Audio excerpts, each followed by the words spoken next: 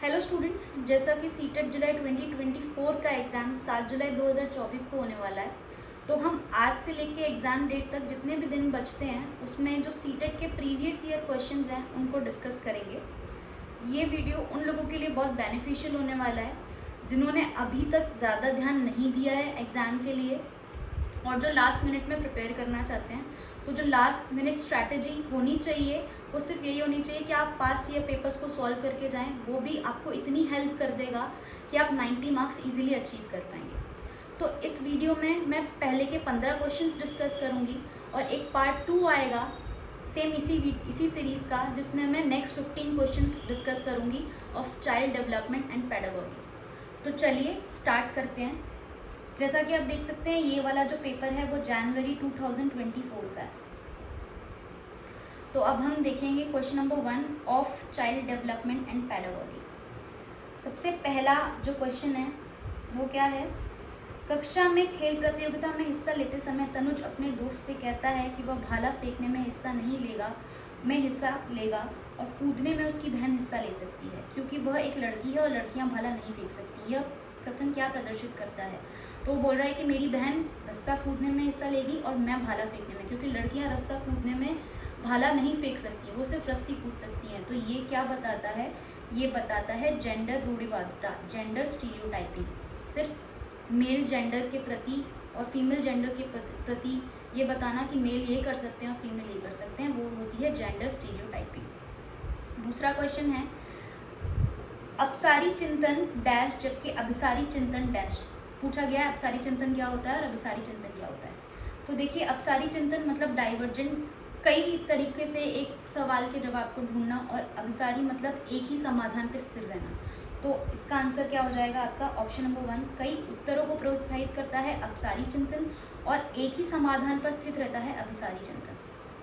ठीक है, अब हम बात करते हैं क्वेश्चन नंबर 3 की, जो कि है निम्नलिखित में से कौन सा कथन समावेशी शिक्षा के बारे में सही नहीं है? देखिए, इसमें नहीं लिखा हुआ है, ये हाईलाइट किया हुआ है, कोई प्रॉब्लम नहीं है, लेकिन कुछ क्वेश्चंस में हाईलाइट नहीं किया होता है। क्वेश्चन ढंग से पढ़ें, कहीं आप पढ़ रहे हैं सही है, गलत हो जाएगा क्वेश्चन। तो इसमें पूछा है सही नहीं है, तो हम ऑप्शंस देखेंगे।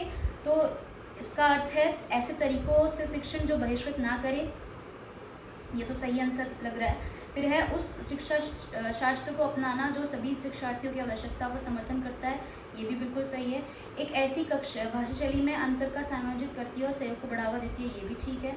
निश्चित पाठचर्या और मानक मूल्यांकन के आसपास ही एक समावेशी कक्षा का केंद्र होता है, जी नहीं, ये बिल्कुल गलत जवाब है। तो इसका जो सही आंसर होगा वो यही होगा। निश्चित जो समावेशी शिक्षा के बारे में सही कथन नहीं है वो है निश्चित पाठचर्या और मूल्यांकन के आसपास ही एक समावेशी कक्षा का केंद्र होना।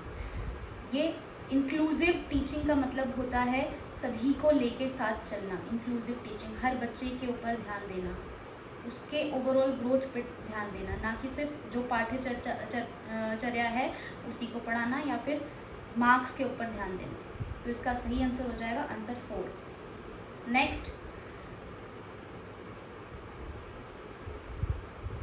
क्वेश्चन है, अभिकथन दिया हुआ है, कारण दिया हुआ है। अभिकथन है शिक्षार्थी जो पहले से जानते हैं उसके आधार पर अपने ज्ञान का निर्माण करते हैं, जी बिल्कुल सही बात है। आपने जो पहले सीखा है उसी के आधार पर आप अपने नए ज्ञान का निर्माण करेंगे।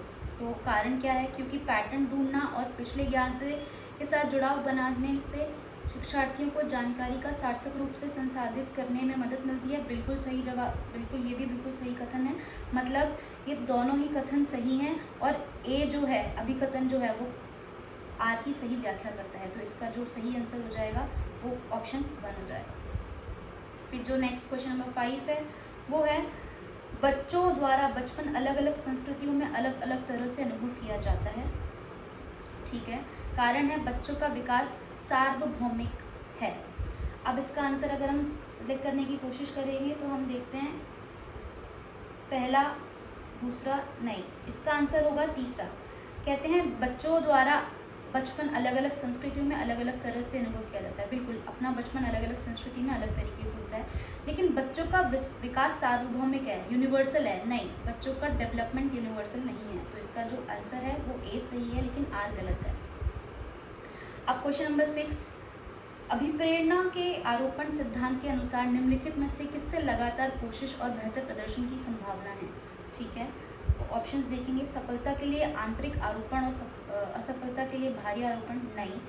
सफलता के लिए बाहरी आरोपण और असफलता के लिए आंतरिक आरोपण नहीं। असफलता और सफलता दोनों के लिए आंतरिक आरोपण, हाँ थोड़ा सही लग रहा है। असफलता और सफलता दोनों के लिए बाहरी आरोपण नहीं। तो जो सही आंसर होगा वो यही होगा, सफलता हो चाहे असफलता हो, आपको इंटरनल एट्रीब्यूशन, आंतरिक आरोपण पे ध्यान देना होता है। तो ये आंसर 6 का आंसर हो गया 3। नेक्स्ट क्वेश्चन नंबर 7, निम्नलिखित में से कौन सा प्रगतिशील शिक्षा का एक प्रमुख सिद्धांत है। प्रगतिशील शिक्षा, प्रोग्रेसिव एजुकेशन। प्रोग्रेसिव एजुकेशन किसके बारे में बात करती है? वह बात करती है छात्रों के सीखने को मापन के लिए मानकीकृत परीक्षण में सबसे अच्छा तरीका है। छात्रों को अपने शिक्षकों के ज्ञान का निष्क्रिय प्राप्तकर्ता होना चाहिए। सीखना प्रामाणिक कार्यों पर आधारित होना चाहिए। जी बिल्कुल, ये इसका सही आंसर है। सीखना प्रामाणिक कार्यों पर आधारित होना चाहिए। पाठ्यचर्या पूर्व निर्धारित और सार्वभौमिक होनी चाहिए। नहीं, ये भी इसका आंसर गलत है। तो ये तीनों ऑप्शन गलत हो जाते हैं। तो प्रोग्रेसिव एजुकेशन क्या होती चाहिए? ऑथेंटिक टास्क के ऊपर बेस्ड होनी चाहिए progressive education. Question number 8, reasoning, विकास के किस पहलू में तर्क, चिंतन और समस्या समाधान की व्याख्या की जाती है? तो कौन से पहलू में की जाती है? सामाजिक विकास? जी नहीं। संज्ञानात्मक विकास? हाँ बिल्कुल, ये आंसर सही है। संज्ञानात्मक विकास, कॉग्निटिव डेवलपमेंट, इसी में ही रीजनिंग, थिंकिंग और प्रॉब्लम सॉल्विंग के एस्पेक्ट्स को एक्सप्लेन किया जाता है, कॉग्निटिव डेवलपमेंट। अच्छा, ये एक क्वेश्चन स्टेटमेंट क्वेश्चन है जो लेव व्योगेत्सिक प्रस्तावित करते हैं कि डैश बच्चों में स्वनियमन के लिए महत्वपूर्ण क्या है। तो इसका जो आंसर होगा वो 2 होगा, निजी वाक, इनर स्पीच बच्चों के लिए इम्पॉर्टेंट है, सेल्फ रेगुलेशन के लिए। अब क्वेश्चन नंबर 10 पे आते हैं। लॉरेंस कोलबर्ग के नैतिक विकास सिद्धांत में बच्चे कार्यों को उनके परिणाम के आधार पर अच्छा या बुरा समझने से इस समझ पर पहुंचते हैं कि नियम और कानून नम्य हैं और बदले जा सकते हैं। ठीक है, अब आगे कारण पढ़ते हैं। लॉरेंस कोलबर्ग का तर्क है कि नैतिक विकास क्रमिक रूप से चरणों में होता है। अच्छा, तो अब इसका जो मुझे आंसर लगता है, दोनों ही कथन सत्य हैं और जो अभिकथन ए है वो सही व्याख्या करता है कारण की। तो इसका जो आंसर है वो फर्स्ट, इसका जो आंसर है वो फर्स्ट। दोनों कथन सत्य हैं और आर एक ही सही व्याख्या करता है। अब हम नेक्स्ट क्वेश्चन की बात करेंगे। क्वेश्चन नंबर 11, हार्वर्ड गार्डनर के बहुबुद्धि के सिद्धांत के अनुसार निम्नलिखित में से कौन सा सेट बुद्धि और उसके संबंधित विशेषताओं से सही मेल को प्रतिनिधित्व करता है। अच्छा, अब हम इसका ऑप्शंस देखेंगे। ऑप्शन 1, दूसरों को समझने और उनके साथ संबंध स्थापित करने के कौशल। ऑप्शन 2, तार्किक, गणितीय, नृत्य या क्रीड़ा संबंधी क्षमताएं। संगीत में प्रदर्शन या रचना करने के कौशल। स्थानिक प्राकृतिक वातावरण की सराहना करने के कौशल। यार इसका आंसर जो होगा वो होगा ऑप्शन 3, संगीत में प्रदर्शन या रचना करने के कौशल। क्वेश्चन नंबर 12, निम्नलिखित में से कौन सा कथन अधिगम के बारे में सही नहीं है? लर्निंग के बारे में सही नहीं है। ये फिर से ध्यान देंगे, नहीं है।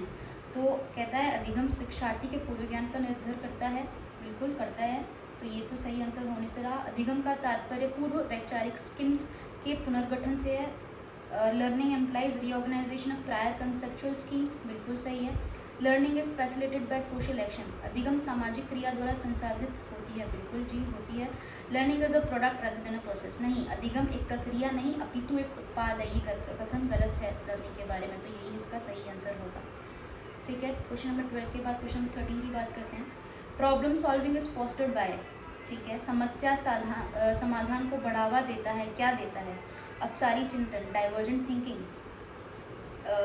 जी आगे, ठीक है, ऑप्शन सही लग रहा है। ऑप्शन नंबर 2, कार्यात्मक स्थिरता। Option number 3, passive imitation. और ऑप्शन नंबर 4, प्रतिक्रिया सेट। नहीं, अपसारी चिंतन, समस्याओं का समाधान अलग अलग तरीकों को सोच के, अलग अलग सॉल्यूशंस को सोच के होता है, तो इसका आंसर यही होगा। According to Kohlberg theory of moral development. Next question है क्वेश्चन 14, कोलबर्ग के नैतिक विकास सिद्धांत के अनुसार किस स्तर पर बच्चे आत्म केंद्रित होते हैं और किसी कार्य को करने में अपना ही लाभ देखते हैं? ऐसा कौन सा स्तर होता है? तो इसका जो करेक्ट आंसर होगा वो होगा, मुझे लगता है इसका आंसर होगा पहले स्तर के दूसरे चरण में। आप चाइल्ड डेवलपमेंट एंड पैडागोगी के हर क्वेश्चन को अटेम्प्ट कर लें, बहुत इजी है, बस आपको देखना है स्टेटमेंट पूछ क्या रहा है। तो 14 का आंसर हो गया 2।